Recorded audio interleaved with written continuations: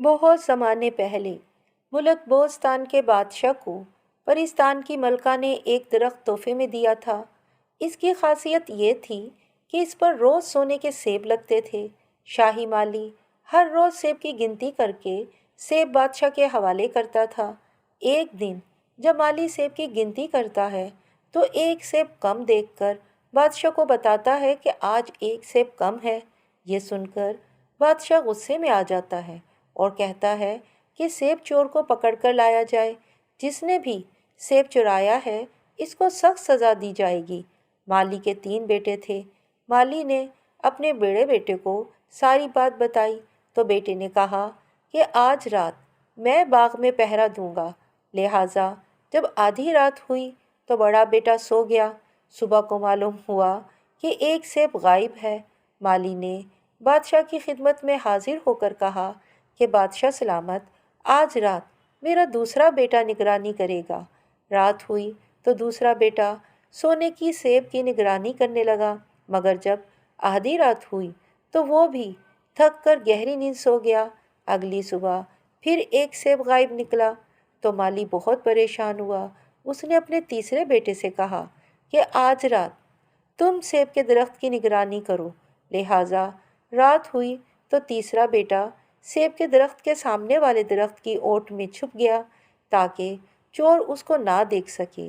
جب کافی رات گزر گئی تو اسے نیند آنے لگی، مگر اس نے اپنی انگلی کو تیر سے زخمی کر لیا تاکہ تکلیف کی وجہ سے اسے نیند نہ آئے۔ جب آدھی رات ہوئی تو اس نے سرسراہٹ کی آواز سنی اور یہ دیکھ کر وہ بہت حیران ہوا کہ ایک سونے کا پرندہ اڑتا ہوا آ رہا ہے۔ پلک جھپکتے ہی اس نے ایک سونے کا سیب توڑ لیا اور واپس اڑنے لگا۔ مالی کا بیٹا فرخ بہت پھرتیلا تھا۔ اس نے فوراً ایک تیر چلایا، مگر تیر نے پرندے کو کوئی نقصان نہیں پہنچایا۔ صرف اس کی دم سے ایک سونے کا بال ٹوٹ کر نیچے گرتا ہے اور پرندہ تیزی سے اڑتا ہوا دور چلا جاتا ہے۔ صبح کو مالی اپنے بیٹوں کے ساتھ بادشاہ کے سامنے سونے کا بال پیش کرتا ہے اور رات کا سارا واقعہ بیان کرتا ہے۔ پھر بادشاہ مجلس مشاورت بلاتا ہے۔ سب متفق ہو کر یہ کہتے ہیں کہ یہ پر پوری سلطنت سے زیادہ قیمتی ہے، مگر بادشاہ کہتا ہے کہ ایک پر میرے کسی کام کا نہیں، مجھے پورا پرندہ چاہیے۔ پھر بادشاہ پورے ملک میں اعلان کرواتا ہے کہ کون بہادر ہے جو مجھے سونے کا پرندہ لا کر دے سکتا ہے۔ مالی کا بڑا بیٹا اس ذمہ داری کو قبول کرنے کے لیے آگے آتا ہے۔ بادشاہ بہت خوش ہوتا ہے۔ پھر بڑا لڑکا عامر سفر کی تیاری کر کے گھر سے جنگل کی طرف چلتا ہے۔ جنگل میں آدھا دن سفر کرنے کے بعد اس کو ایک لومڑی نظر آتی ہے۔ عامر اس کو مارنے کے لیے کمان سے تیر نکالتا ہے تو لومڑی ایک دم بولنے لگتی ہے کہ لڑکے، مجھے مت مارو، میں تمہاری اس سفر میں مدد کروں گی۔ میں جانتی ہوں کہ تمہیں کیا کام ہے، تمہیں ایک سونے کے پرندے کی تلاش ہے نا؟ تمہیں یہ کیسے پتہ چلا؟ عامر نے کہا، اس کو چھوڑو، میری بات سنو، تم سیدھا چلتے جاؤ، شام تک تم ایک گاؤں میں پہنچو گے۔ تمہیں وہاں آمنے سامنے 2 سرائیں نظر آئیں گی۔ ان میں سے ایک سرائے بہت شاندار اور خوبصورت ہوگی، جبکہ دوسری سرائے بہت پرانی اور خستہ حالت میں ہوگی۔ لیکن تم خستہ حال والی سرائے میں رات گزارنا۔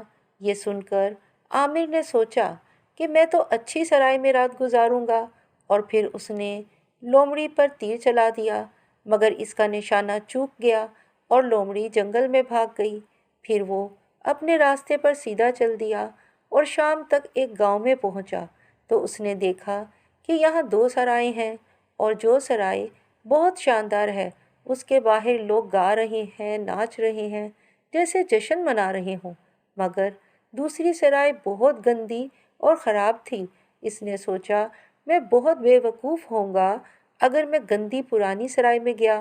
پھر وہ شاندار سرائے میں چلا گیا۔ وہاں موجود لوگوں نے اس کا اچھا استقبال کیا۔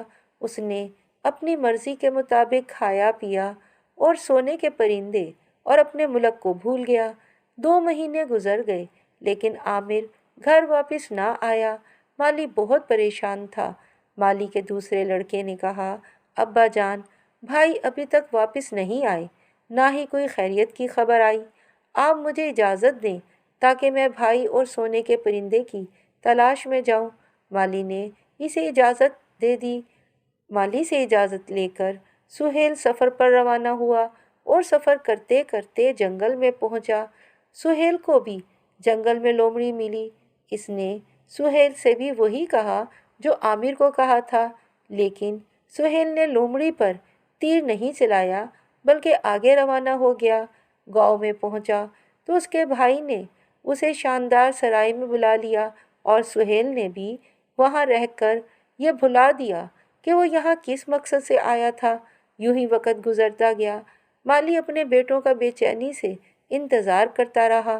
آخر ایک دن چھوٹے بیٹے فرخ نے اپنے باپ سے کہا، ابا جان، مجھے اجازت دیں تاکہ میں اپنے بھائیوں اور سونے کے پرندے کی تلاش میں جاؤں۔ مگر بیٹا، میں تمہیں کیسے اجازت دوں؟ میں پہلے ہی اپنے 2 بیٹے کھو چکا ہوں۔ مگر فرخ نے کہا، ابا جان، آپ مجھ پر بھروسہ رکھیں، میں ضرور واپس آؤں گا۔ آخر مالی اسے اجازت دے دیتا ہے۔ فرخ بھی جنگل میں پہنچ جاتا ہے۔ وہ ایک درخت کے سائے میں آرام کرنے بیٹھتا ہے کہ وہی لومڑی اس کے پاس آتی ہے۔ فرخ اسے کچھ کھانے کو دیتا ہے تو لومڑی کہتی ہے، لڑکے، تم بہت اچھے ہو۔ فرخ لومڑی کو انسانوں کی طرح بولتا دیکھ کر بہت حیران ہوتا ہے۔ یہ دیکھ کر لومڑی کہتی ہے، حیران مت ہو لڑکے، تم نے مجھے کھانا کھلایا ہے، اس لیے میں تمہاری مدد کرنا چاہتی ہوں۔ مجھے معلوم ہے کہ تم کہاں جا رہے ہو۔ تم سونے کے پرندے کی تلاش میں جا رہے ہو نا؟ اگر تم سونے کا پرندہ حاصل کرنا چاہتے ہو تو خستہ حال سرائے میں رہنا۔ فرخ لومڑی کا شکریہ ادا کرتا ہے تو لومڑی کہتی ہے کہ میری دم پر بیٹھ جاؤ، میں تمہیں جلدی سے پہنچا دیتی ہوں۔ پھر لومڑی فرخ کو تیزی سے سفر کرتے ہوئے گاؤں پہنچا دیتی ہے۔ فرخ خستہ حال پرانی سرائے میں داخل ہو جاتا ہے اور رات گزارتا ہے۔ فرخ جب صبح اٹھتا ہے تو لومڑی کو سامنے دیکھتا ہے تو بہت حیران ہوتا ہے۔ حیران مت ہو، میں تمہیں یہ بتانے آئی ہوں کہ اب تم یہاں سے سیدھے آگے جاؤ، یہاں تک کہ تم محل تک پہنچ جاؤ۔ وہاں تمہیں محل کے سپاہی سوئے ہوئے ملیں گے، ان کی پرواہ نہ کرنا، محل میں داخل ہو جانا۔ وہاں تمہیں سیدھے ہاتھ کی طرف ایک سونے کا دروازہ ملے گا، تم اس کمرے میں داخل ہو جانا۔ وہاں تمہیں لکڑی کے پنجرے میں سونے کا پرندہ ملے گا اور اس کے پاس ہی ایک سونے کا پنجرا ہوگا، مگر تم پنجرا بدلنے کی کوشش نہ کرنا ورنہ تمہارے ساتھ بھی وہی ہوگا۔ پھر لومڑی اسے اپنی دم پر بٹھا کر پلک جھپکتے ہی محل کے پاس پہنچا دیتی ہے۔ فرخ آگے بڑھتا ہے تو کیا دیکھتا ہے کہ سارے سپاہی سوئے ہوئے ہیں، لیکن وہ سیدھا محل میں داخل ہو جاتا ہے اور لومڑی کے بتائے ہوئے کمرے کو ڈھونڈ لیتا ہے۔ اندر داخل ہو کر دیکھتا ہے کہ انتہائی خوبصورت سونے کا پرندہ ایک پرانے لکڑی کے پنجرے میں بند ہے، جبکہ اس کے پاس ہی بہت خوبصورت سونے کا پنجرا رکھا ہوا ہے۔ وہ سوچتا ہے کہ اتنے قیمتی پرندے کو اس خراب پنجرے میں باہر لے جانا اچھی بات نہ ہوگی، تو وہ پنجرا بدلنے کے لیے دروازہ کھولتا ہے تو اسی وقت پرندہ باہر آتا ہے اور گانا گانے لگتا ہے۔ پرندے کی آواز سے سپاہی جاگ جاتے ہیں اور فرخ کو فوراً گرفتار کر لیتے ہیں اور دوسری صبح اسے بادشاہ کے سامنے پیش کیا جاتا ہے۔ بادشاہ پوچھتا ہے، لڑکے، تم یہاں تک کیسے پہنچے؟ لڑکا سارا واقعہ بیان کرتا ہے لیکن لومڑی کے متعلق نہیں بتاتا۔ بادشاہ اسے موت کی سزا سناتا ہے۔ فرخ بادشاہ سے کہتا ہے کہ اے رحم دل بادشاہ، میری جان بخش دو، میرے والد میرا بے چینی سے انتظار کر رہے ہوں گے، اگر میں نہ گیا تو وہ مر جائیں گے۔ بادشاہ کہتا ہے کہ صرف ایک شرط پہ تمہاری جان بچ سکتی ہے، تم میرے لیے سونے کا گھوڑا لے آؤ جو ہوا سے بھی تیز دوڑتا ہے، بدلے میں تمہیں سونے کا پرندہ دے دوں گا۔ یہ سن کر وہ سفر پر نکلتا ہے۔ راستے میں اس کی ملاقات لومڑی سے ہوتی ہے۔ لومڑی کہتی ہے، دیکھ لیا نا تم نے میرے مشورے پر عمل نہ کرنے کا نتیجہ، لیکن تم ایک اچھے لڑکے ہو، اس لیے سونے کا گھوڑا ڈھونڈنے میں تمہاری مدد کروں گی۔ اب تم یہاں سے شمال کی جانب سیدھے چلتے جاؤ جب تک کہ محل نہ آ جائے، جہاں سونے کا گھوڑا استبل میں بندھا ہوا ملے گا۔ پاس ہی محافظ خراٹے لیتا ہوا سویا ہوا ہوگا۔ تم خاموشی سے گھوڑا لے آنا، مگر اس پر پرانے چمڑے کی کاٹھی ڈالنا مت بھولنا۔ اس کے ساتھ سونے کی کاٹھی بھی رکھی ہوگی، مگر وہ نہ لینا۔ یہ کہہ کر لومڑی غائب ہو گئی۔ اب فرخ سفر پر روانہ ہو گیا۔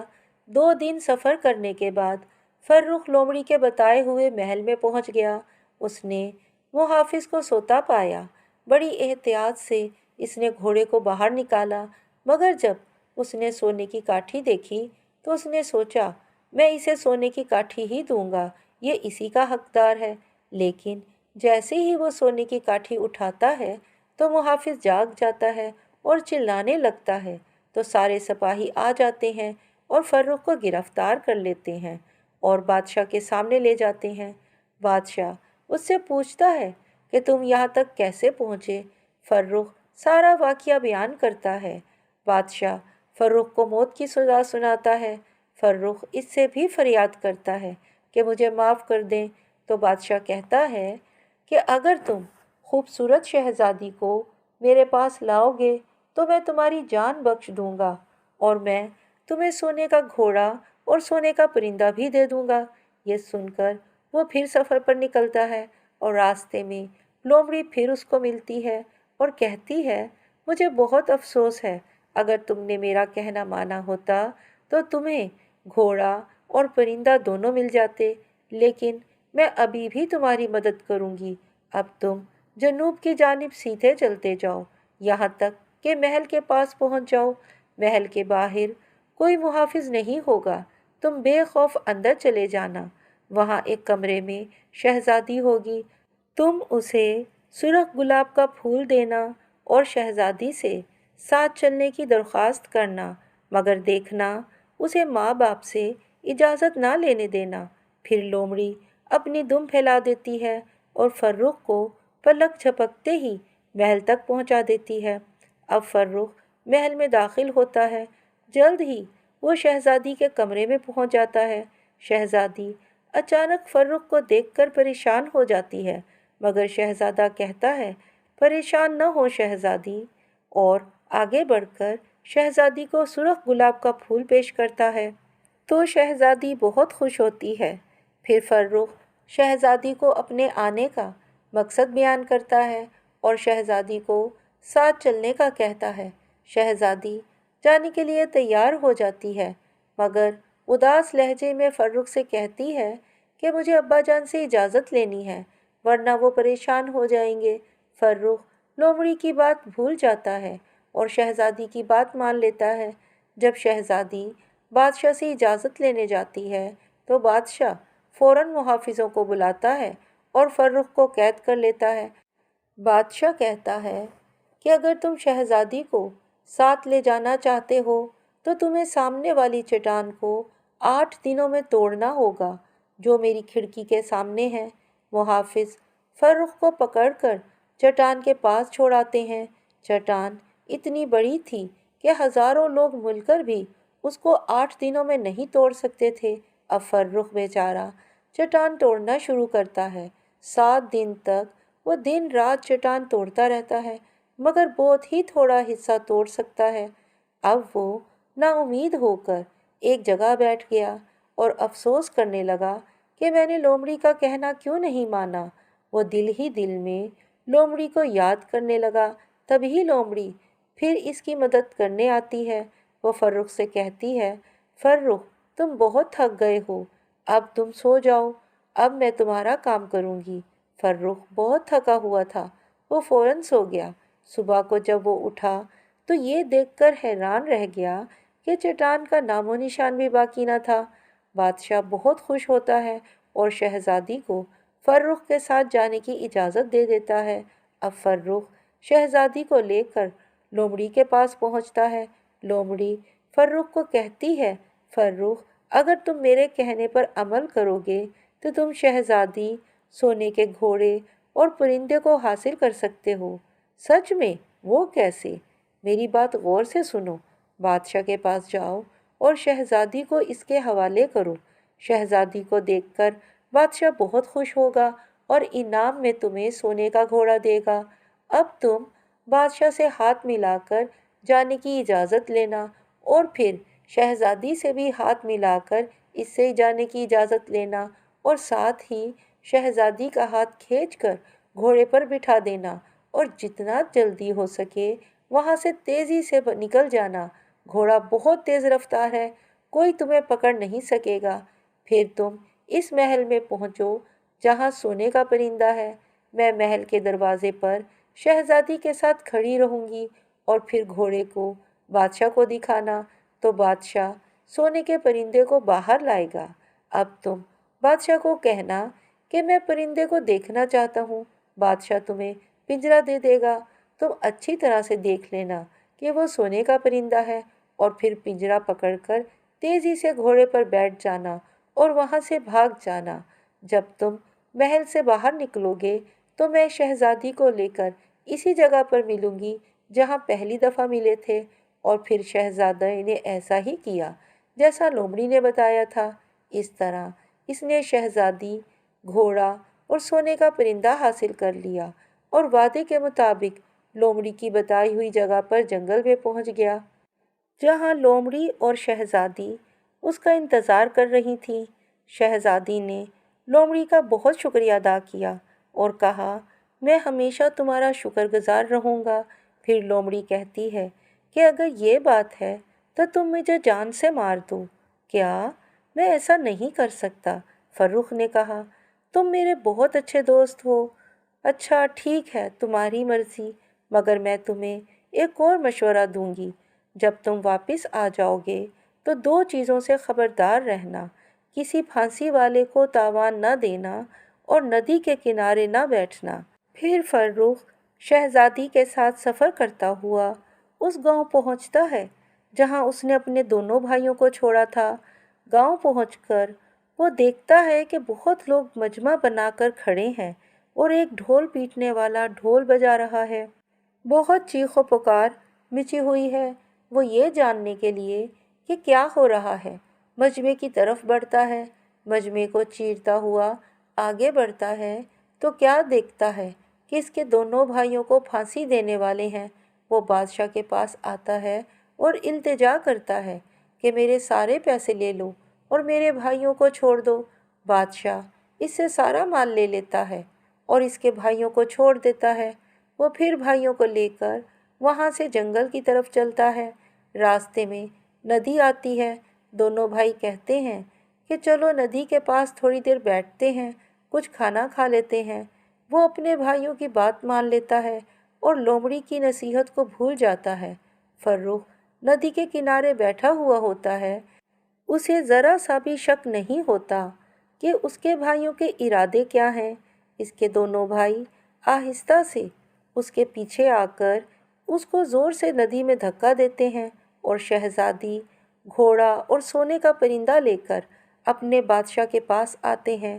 माली अपने दोनों बेटों को देखकर बहुत खुश होता है। दोनों भाई बादशाह से कहते हैं, बादशाह सलामत, हम सोने का परिंदा और मज़ीद चीज़ें लेकर वापस आए हैं और ये सब चीज़ें हमने बहुत मेहनत से हासिल की हैं। बादशाह सोने का परिंदा हासिल करके बहुत खुश होता है और पूरे मुल्क में जश्न मनाया जाता है। मगर घोड़ा चारा नहीं खाता, परिंदा गाना नहीं गाता और शहजादी रोती रहती है। छोटा बेटा नदी में गिरता है लेकिन नदी में पानी कम होता है इसलिए वो बच जाता है। लेकिन वो ऊपर चढ़ने की कोशिश करता है मगर बार बार गिर जाता है। लोमड़ी एक बार फिर उसे बचाने आ जाती है। लोमड़ी फिर कहती है, अगर तुमने मेरी बात मानी होती तो कोई भी तुम्हें गिरा नहीं सकता था। मैं अब भी तुम्हारी दोस्त हूँ। वो अपनी दुम नीचे लटकाती है तो दुम लंबी होती जाती है। वो कहती है, मेरी दुम पकड़ लो। फर्रुख लोमड़ी की दुम पकड़ लेता है और लोमड़ी इसको ऊपर खींच लेती है। फिर लोमड़ी कहती है, اگر تم اسی طرح سلطنت میں گئے تو تمہارے دونوں بھائی تمہیں مروا دیں گے۔ اس لیے فرخ غریب آدمی کے بھیس میں بادشاہ کے دربار میں پہنچتا ہے۔ اس کے دربار میں داخل ہوتے ہی گھوڑا چارہ کھانے لگتا ہے، پرندہ گانا گانے لگتا ہے اور شہزادی رونا بند کر دیتی ہے۔ فرخ سیدھا بادشاہ کے پاس پہنچتا ہے اور بادشاہ کو اپنے بھائیوں کی ساری کارستانی بتاتا ہے۔ بادشاہ سارا واقعہ سن کر غصے میں آ جاتا ہے اور محافظوں کو حکم دیتا ہے کہ دونوں کو پکڑ کر جیل میں بند کر دو۔ فرخ کی بہادری سے بادشاہ بہت خوش ہوتا ہے اور فرخ کی شادی شہزادی کے ساتھ کروا دیتا ہے اور ان کو محل ہی میں اپنے پاس رکھ لیتا ہے۔ بہت عرصے کے بعد فرخ شہزادی کے ساتھ جنگل کی طرف جاتا ہے تو اسے وہی لومڑی ملتی ہے اور آنکھوں میں آنسوؤں کے ساتھ کہتی ہے، مجھے مار دو، مہربانی کرو میرے دوست، میری آخری خواہش پوری کر دو، دیکھو تم منع مت کرنا۔ فرخ آخر کار اس کی بات مان لیتا ہے اور تلوار کا وار لومڑی پر کرتا ہے۔ لومڑی گرتی ہے اور فوراً شہزادے میں بدل جاتی ہے۔ فرخ اور شہزادی جلدی سے اسے اٹھاتے ہیں۔ شہزادہ کہتا ہے، میں شہزادی کا بھائی ہوں، میں جب چھوٹا تھا مجھے ایک جادوگرنی نے اغوا کر لیا تھا اور لومڑی میں بدل دیا تھا۔